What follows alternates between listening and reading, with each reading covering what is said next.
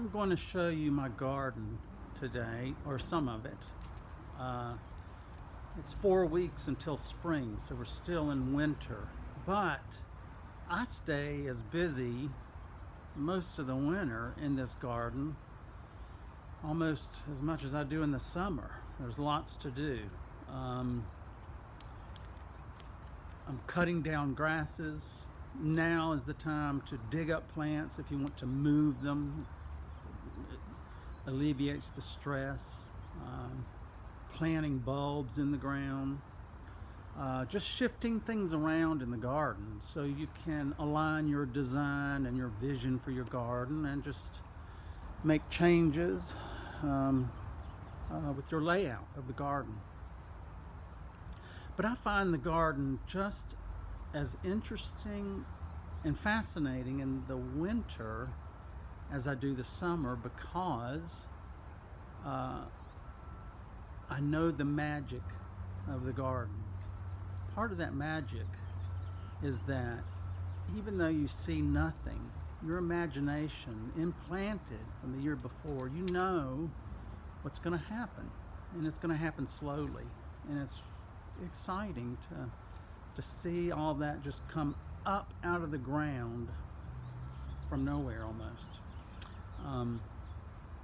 So my garden, I live in this pretty big city, and it's almost, I've bitten off more than I can chew. I need a little helper around here, but I love it so much. It's addictive, as you know. I know you guys love gardening, and I'm just addicted to it. And I watch YouTube videos all the time, everybody else's garden videos, and so I thought I'd share mine. So I'm going to give you a quick tour, and of course it's messy right now. It's very unorganized, and like I said, it's because I am doing the things that you should do in the winter to get ready for the summer. So let me give you a quick tour, and I'll explain some things. Okay, I have to apologize. I had the camera turned the wrong way. So I can't repeat all that I just said. And this is my first time doing this. So you got a good view of part of my garden, and like I said, it's a mess. It kind of it looks a mess, but it's really not. So let me give you just that quick tour. I'm gonna just turn this around. So here is a plot of miscanthus grass that gets really tall, about 14 feet tall. And now's the time to cut it down, and also I'm digging some of it up because I want this bamboo to grow in there, and it's really difficult to dig up. You have to wait till it rains and gets the ground really wet, and then you have to take an axe and you have to axe that stuff up out of the ground, but it's worth it to have it. And anyway, this is part of the garden, and you can see the daffodils are beginning to bloom, but when all this appears, it's pretty magnificent. So I'll be taking you back through once it's come alive. And as you saw, I have this heap here, which is my makeshift greenhouse for the winter, and I have a little heater right there that keeps all this warm, although it's gotten, I'm one of those types, Laura Linney types, that tries to hang on to these plants forever, and these are all really tropical plants, and they shouldn't be. I need to let go of them, like my good friend Bruce says, let go of those plants, Kevin. You can't drag them in and out all the time.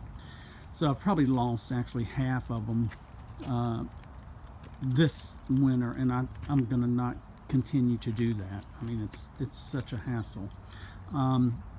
So anyway, I have beds of really pretty hellebores coming out. I'll get in here for you. Black ones and purple ones, and I've already been planting bulbs in rhizomes in here for the summer. I'm dividing up this grass, which is hell. It's very back-breaking. I have a big chunk there, a second chunk. I've moved one already, as you can see, to the back there, and I got to move that one. It takes a lot of work. This is a bed of St. John's wort, creeping, ground cover, really nice. And I have ginger and canna that come up there, voodoo lilies that come up all through here, a huge area of just peppermint and roses, and these hellebores are beautiful. They're popping up right now, and they're really big. Of course, I just loaded them up with these leaves so they don't look as big, but they're about a foot tall at least. They're really, really nice. I love hellebores, and I'm gonna eventually do a whole wall, a whole garden wall of hellebores. It's gonna be really cool. And then back here, I just did some work around this really nice climbing rose, fertilizing and leaves. I use a lot of leaves in my garden, let me tell you. I believe in leaves. I use wood chips also, but I believe in leaves. Compost pile there, and actually all this is going to be herbs this year, just herbs.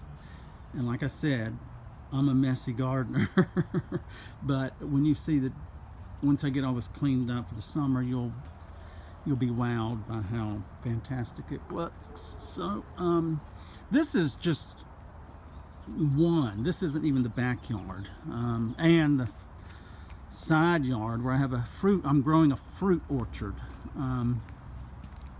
So this is a canna bed here that is incredible once it pops up.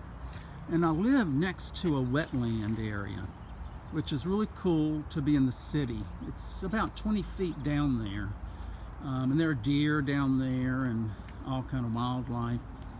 It's really nice. I love it. This here is a shade garden, and I've got all kind of shade perennials in here, and some more Lenten rose, and all kind of really cool plants that are, like I said, asleep right now. So I'll give you another tour once everything wakes up, because that's the magic of a garden. It's what I love, and I know it's what you love. I think it's what all of us really love, is, you know, just the changes in the garden. This is some of my backyard garden, all asleep, but it will look incredible once it pops out. So anyway, this is the first of hope maybe more videos. I'm not sure if this is something I want to pursue, but really, I'm like every other excited gardener. I just want to share what I do with other gardeners. So I'll talk to you soon.